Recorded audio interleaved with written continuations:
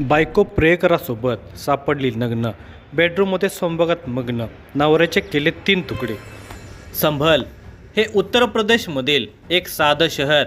रोजसारखीच सकाळ, धुक्यात हरवलेले रस्ते, उघडणारी दुकानं, चहाच्या टपरीवरची कुजबूज.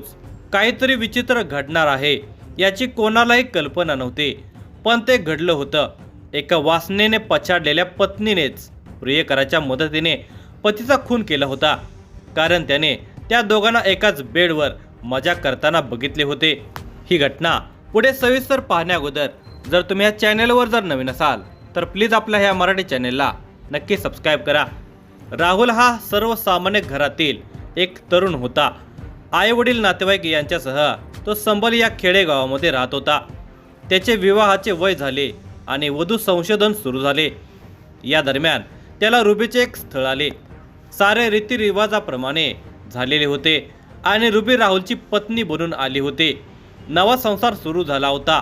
रुबी 4 चौघीमध्ये उठून दिसणारी होती, बोलकी होती, हसत खेळत राहत होती. तिचे छान चौकीमध्ये राहणे आणि बिनधास्त वागणे यामुळे तो तिच्यावर जाम खुश होता. तिच्यासारखी सुंदर बायको, त्यात मनसोक्त मजा मारत असल्याने तो आनंदात होता. कोणालाही आवडेल अशी बायको आपल्याला मिळाली याचे सुख त्याला वाटत होते. तो तिला सुखी ठेवण्यासाठी मेहनत घेत होता, राबत होता. दिवसभर मेहनत करून घरी आला की बायकोच्या मिठीमध्ये तो सारे काही विसरून जात होता.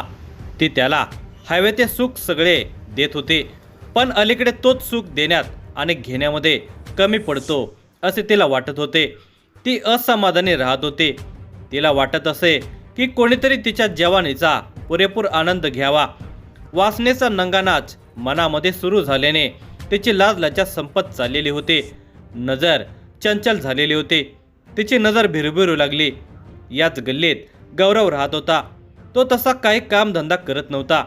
दिवसभर कोपऱ्यावर उभा राहून टावाळक्या करणे, येणाऱ्या जाणाऱ्या महिला मुलींच्याकडे बघणे, छेड काढणे हाच त्याचा उद्योग होता. त्याची नजर रुबीवरही पडलेली होती. जाता येतो तो तिच्याकडे बघत होता. त्याच्या नजरेतील घाणेरडी वासना तिला जाणवत होती. एखाद्या बाईने त्याला चांगलेच खडसावले असते, पण ती मात्र त्याला काही बोलत नव्हते. उलट ती त्याला प्रतिसादच देत होते. ती त्याच्याकडे हसून बघत होते. तिच्याकडून प्रतिसाद मिळाल्याने त्याचे धाडस वाढले.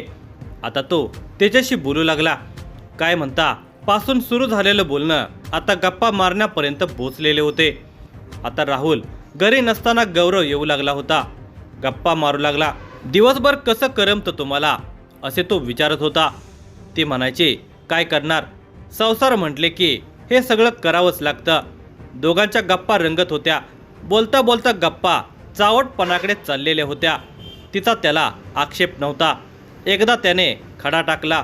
वहिनी खरं सांगू का, सगळ्या गल्लीमध्ये तुम्ही एकट्याच खूप सुंदर आहात. मस्का मारतोस काय मला? ती हसून म्हणाली, नाही खरंच तुम्हाला बघतच राहावं वाटतं. असं काय आहे माझ्यात? कसं सांगू, सगळं मस्त आहे. मला तर तुम्ही खूप आवडता. होय काय, माझं लग्न झालं आहे आता. ती हसत म्हणाली, म्हणून काय झालं, मला तर तुम्ही खूप आवडता. म्हणजे तुम्हाला आवडलं पाहिजे असं कुठं आहे? तो जरा गुस्सातच म्हणाला. ती त्याच्याकडे रोखून बघत म्हणाली, आवडलं नसतास तर बोलले असते का? तो स्तब्ध झाला. त्याला काय बोलावे हे कळेना. ती हसली. काय झालं, आता बोलती बंद झाली का? तो लाजला. घाबरलास ना? तिने त्याला दिवसले. तो म्हणाला, मीच आधी सांगितलं मला आवडता तुम्ही म्हणून. बरं बाबा ठीक आहे असे म्हणत ती आत गेली. तसा तो उठला. तिच्या पाठोपाठ आत जात त्याने तिचा हात धरून म्हणाला, बरं बाबा काय? थांब. ती घाबरून म्हणाली, अरे असे काय करतोयस का? काय झालं? आता का घाबरलीस? मी नाही कोणाला घाबरत. मी पण नाही कोणाला घाबरत असे म्हणत त्याने तिला जवळ ओढले. माझं प्रेम आहे तुझ्यावर. मी तुझ्यासाठी काही पण करेन असे म्हणत त्याने तिला मिठीत घेतले. तिला आवळून धरत तो तिचे चुंबन घेऊ लागला. तिने त्याचे चुंबन घेतले आणि बाजूला केले. बाकी सगळं प्रेम नंतर दाखव असे म्हणत तिने त्याला बाहेरच्या खोलीत आणून बसवला. तो पुटपुटला, वहिनी माझं खूप प्रेम आहे ग तुझ्यावर. ती हळू आवाजात म्हणाली, माझंही आहे, पण आता नको काय बोलायला. मग कधी? सांगते तुला लवकरच. आता मला नाही राहवत तुझ्याशिवाय, मला पण तू हवा आहेस, ती म्हणाली. काही वेळ थांबून तो निघून गेला. आता दोघांनाही मिलनाची ओढ लागून राहिलेली होती. ते संधीच्या शोधात होते. राहुल कामानिमित्त परगावी गेला की 2-3 दिवस परत येत नसे. त्या रात्रीची ती वाट पाहत होती. अखेर ती संधी तिला मिळाली. रात्री शरीर सुखाचा आनंद लुटल्यानंतर तिला कुशीत घेऊन पती राहुलने सांगितले की मी उद्या परगावी जाणार, परत यायला 2 दिवस लागतील, तू काळजी घे. त्यावर त्याचे चुंबन घ्यायला ती म्हणाली, तुम्ही काळजी करू नका, जाऊन या. तिच्या मनामध्ये आनंदाच्या उकळ्या फुटत होत्या. सकाळी राहुल निघून गेला आणि तिने लगेचच गौरवला बोलावले. राहुल गावी गेला आहे, तू रात्री ये, कोणाला दिसू नकोस, अशी ताकीद देऊन त्याला पाठवले. दोघांनाही रात्र कधी होते याची घाई झालेली होती. अखेर ती रात्र आली. गावामध्ये हळूहळू सामसूम होऊ लागली. रुबीने सगळे आवरून बेड तयार करून ठेवला, तर तिकडे गौरव पहिल्या संभोगासाठी आतुर झालेला होता. सगळीकडे नीरव शांतता पसरलेली होती. तशी त्याची पावले तिच्या घराकडे पडू लागली. दबक्या पावलाने तो तिच्या दारात पोहोचला. त्याची चाहूल लागताच तिने दरवाजा उघडला आणि त्याला घरात घेतले. दरवाजा बंद केला आणि ती त्याच्या मिठीत शिरली. त्याने तिला घट्ट आवळले आणि तिच्यावर चुंबनांचा वर्षाव सुरू केला. आवेगाने तो तिला चुंबू लागला. त्याचे हात तिच्या शरीराचे मर्दन करत होते. त्याने झटापट करत तिचे ब्लाऊज काढले आणि तिच्या भरलेल्या स्तनावर कब्जा केला. तिचे ते मांसल गोळे कुस्करत तो तिच्या ओठांची चुंबने घेत होता. तिची उत्तेजना वाढली. ती त्याला जवळ घेऊन आवळू लागली. दोघे बेभान झाले. कपड्याचा अडसर बाजूला झाला. एक बाय पूर्ण नग्न पाहून तो पिसाळला. तिचे ते शरीर कसे भोगू असे त्याला झालेले होते. तो जनावरासारखा तिच्यावर तुटून पडला. तिला त्याचा हा रानटीपणा थोडा त्रास देणार असला तरी हवाहवासा वाटत होता. तिला त्याचे हे हावरेपण आवडले होते आणि तिने सारी जवानी त्याच्या ताब्यात दिली. त्याने तिचा परिपूर्णपणे उपभोग घेतला, तिला तृप्त केले आणि तोही तृप्त झाला. दोघांना हवे ते सुख मिळालेले होते. आता त्यांचे ठरले की राहुल नसेल त्या रात्री गौरवसोबत ती काम क्रीडा करेल. हा खेळ नेहमीचा होऊन बसला. हे प्रकरण राहुलला माहिती नसले तरी गावातील काही लोकांना समजलेले होते.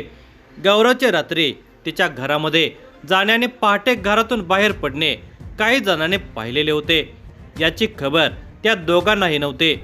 दिवसामागून दिवस जात होते. रात्रीचा खेळ सुरू होता. पण एक दिवस अघटित घडले.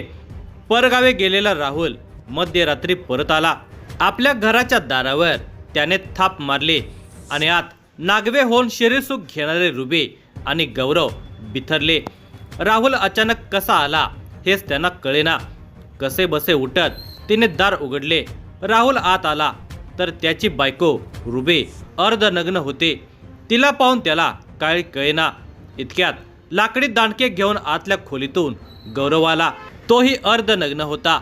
राहुलला आपल्या बायकोचा कारनामा लक्षात आला, पण तो काही बोलण्याआधीच गौरवने त्याच्या डोक्यात लाकडी दांडक्याने घाव घातला. एका फटक्यात राहुल कोसळला. त्याचा आवाजच बंद झाला. तो मेला याचे दुःख होण्याऐवजी रुबीला आनंदच झाला, कारण तिचे अनैतिक संबंध कोणाला कळणार नव्हते. आता ती निवांत गौरवशी संबंध ठेवू शकणार होते, पण त्यासाठी मृतदेहाची विल्हेवाट लावायची होती. हा खून उघड होऊ नये यासाठी त्यांनी अत्यंत क्रूर निर्णय घेतला. राहुलचा मृतदेह बाथरूममध्ये नेऊन ठेवला. त्यानंतर दोघांनी शरीरसुख घेतले आणि पुढचा प्लॅन केला. दुसऱ्या दिवशी राहुल मोठा करवत पोती घेऊन आला. त्या रात्री दोघांनी मिळून राहुलच्या मृतदेहाचे तुकडे केले. एका पोत्यामध्ये धड, एका पोत्यामध्ये डोके आणि हात, तर एका पोत्यामध्ये पाय, असे 3 पोत्यामध्ये ते तुकडे भरले आणि एक एक रात्री एकात एका तुकड्याची विल्हेवाट लावली. आता मागे काही पुरावा नाही याची खात्री झाल्यानंतर रुबी पोलीस ठाण्यामध्ये गेली. तिने आपला नवरा बेपत्ता झाल्याची फिर्याद दिली. आता काही त्याचा शोध लागत नाही आणि आपल्या सुखामध्ये कोणाचा अडसर नाही असे त्यांना वाटत होते, पण तसे कधीच होत नाही. 4-5 दिवसाचा कालावधी निघून गेला. डिसेंबर महिना सुरू झाला होता. पहाटेच्या सुमारास नाल्याजवळ कुत्र्याचं भुंकणं वाढलं. ते भुंकणं नेहमीसारखं नव्हतं. त्यात अस्वस्थता होती. एखाद्या अज्ञात भीतीची चाहूल होती.